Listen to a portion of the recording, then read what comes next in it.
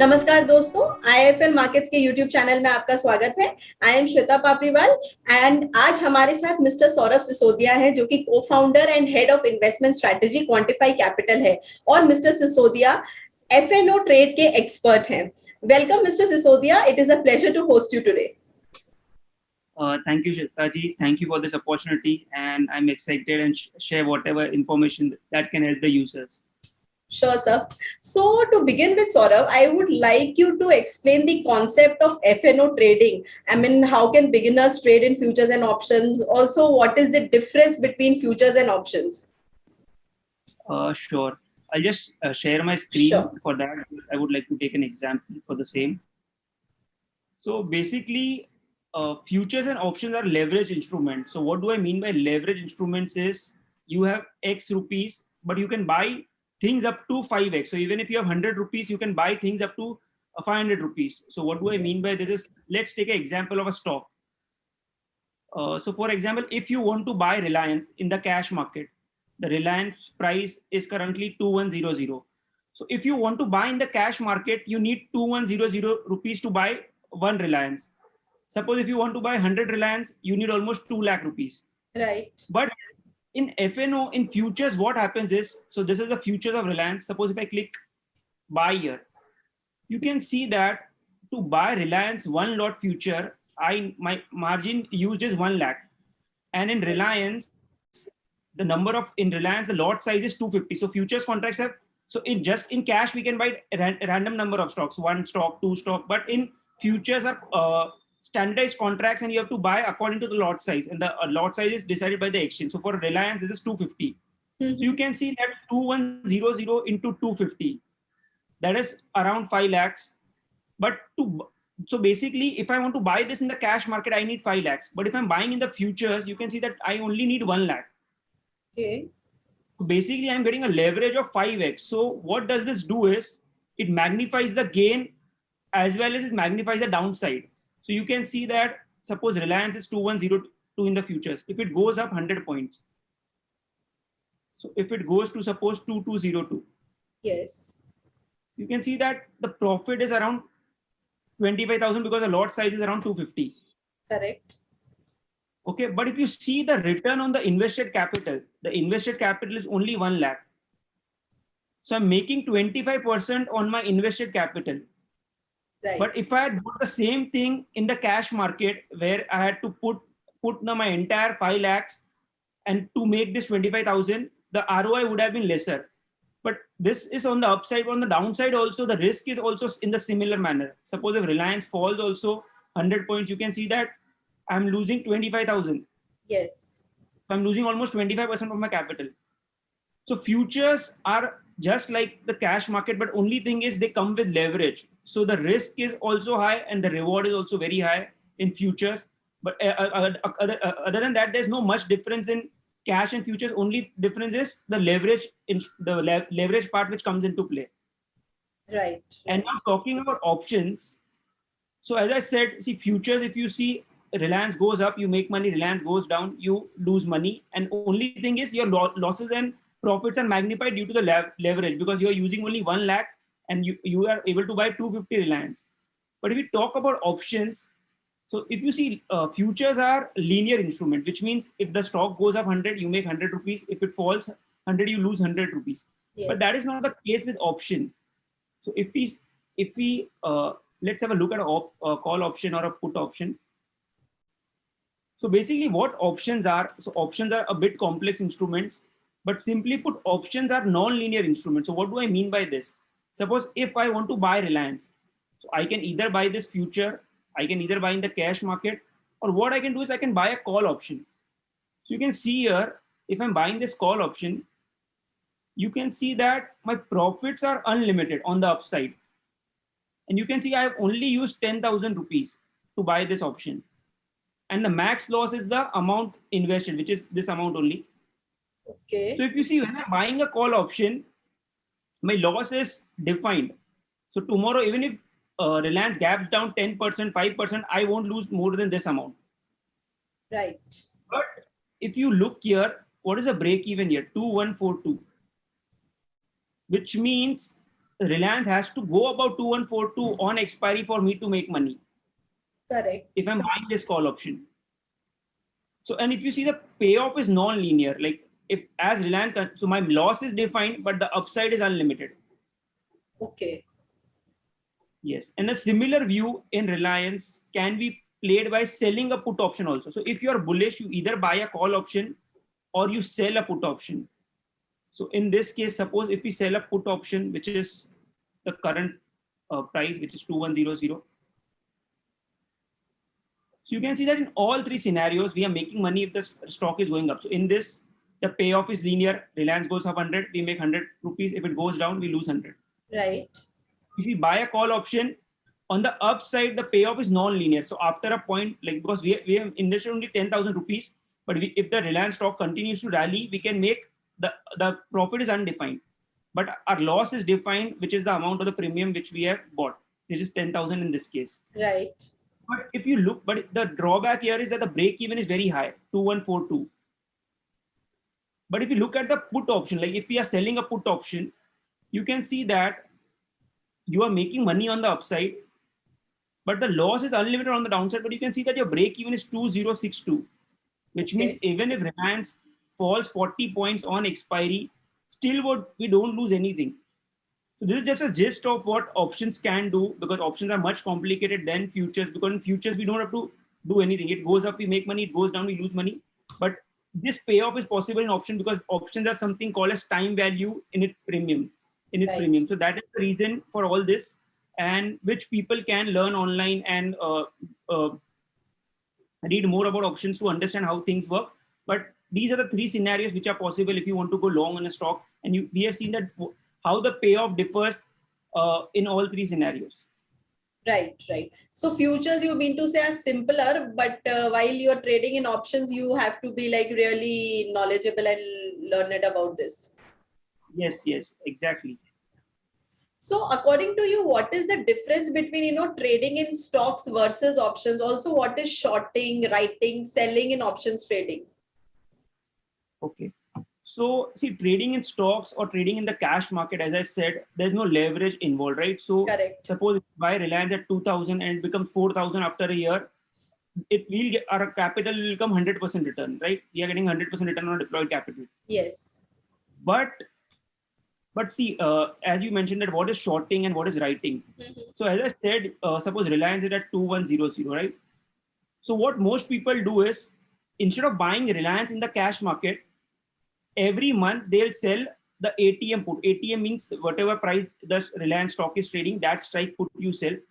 So you can see that if I sell this put every month, so 2100, like suppose next month if the price is higher, I'll sell whatever the price is, that put I'll sell. You can see that I'm getting a premium of 38. 38 into the lot size of Reliance, which is 250, comes around 9,500. So you can see that my margin used is almost 1 lakh, but I'm getting almost 9% on my capital. If I do this for the entire year, I still get almost 90% on my deployed capital. But here you see that the break even is 2062, which means even suppose this month Reliance falls up to 2080, still I don't lose anything. But if in this case, in buying in the cash segment or buying in the future segment, if it falls 20 points, I lose 20 points. Correct.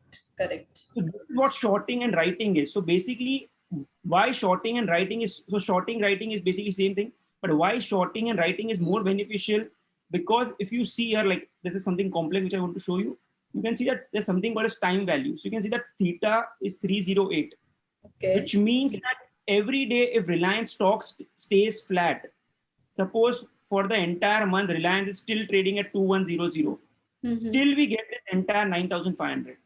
So that is the benefit of selling option. As they say that market is 80% sideways and 20% trending.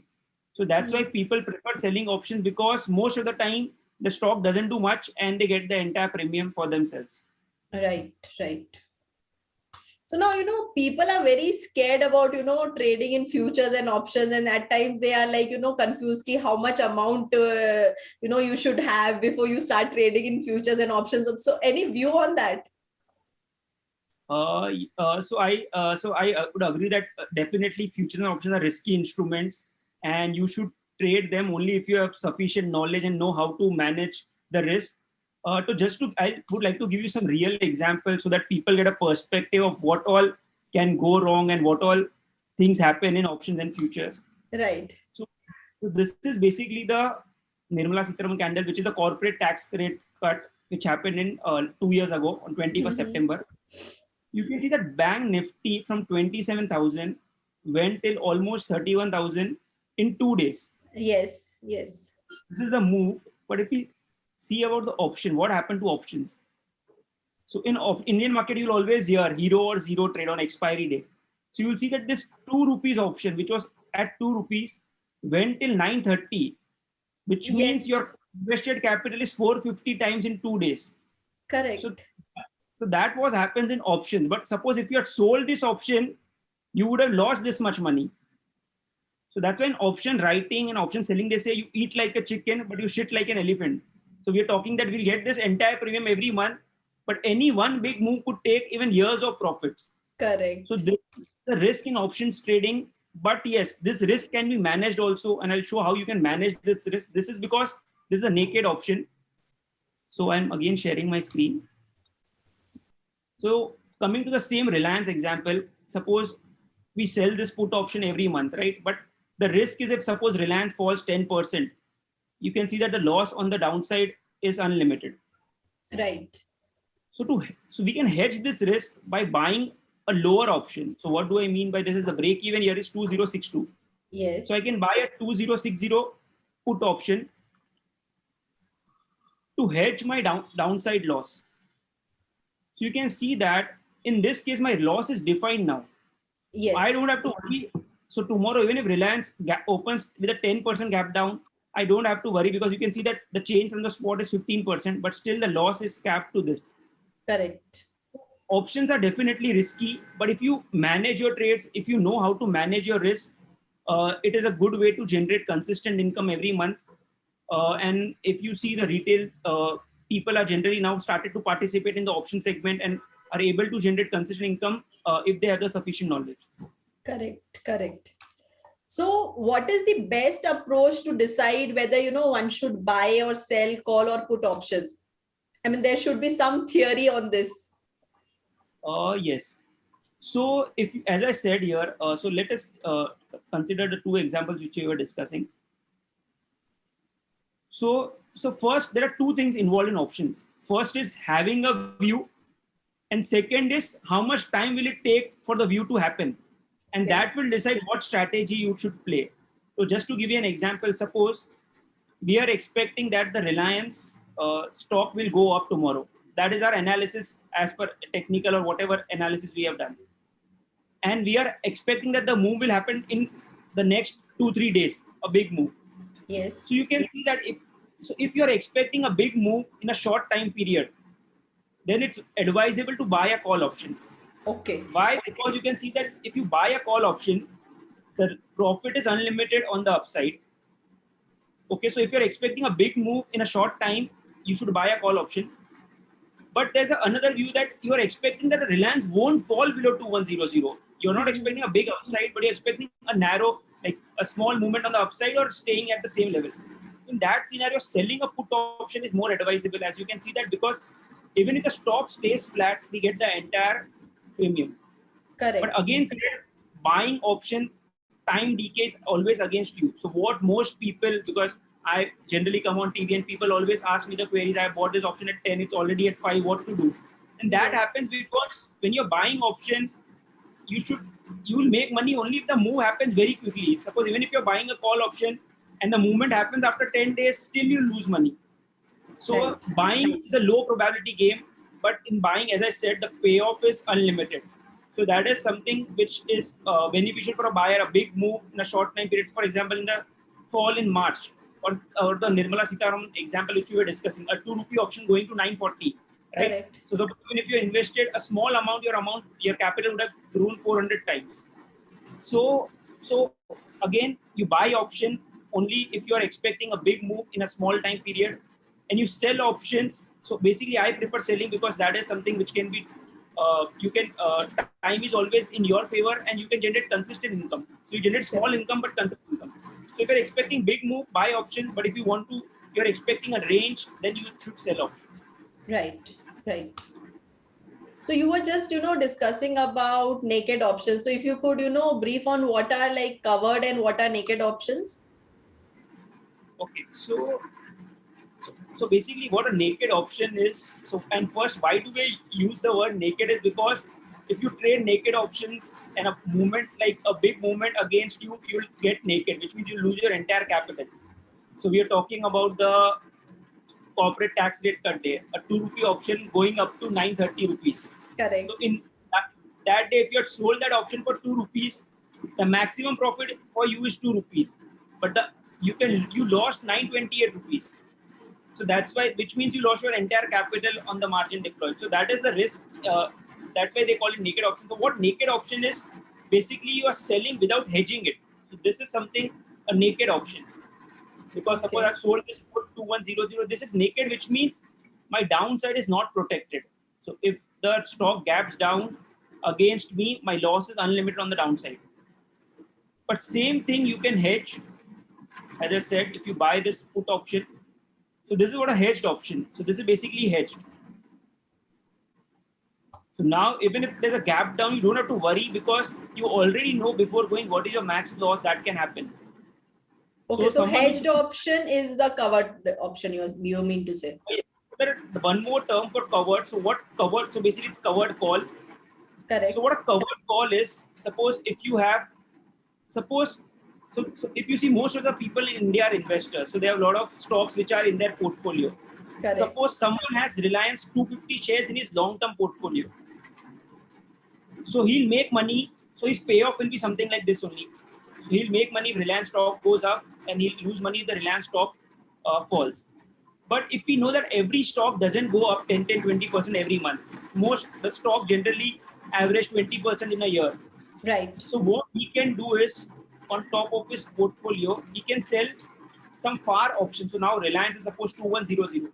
So he can sell a 2300 call option. So this is basically a covered call.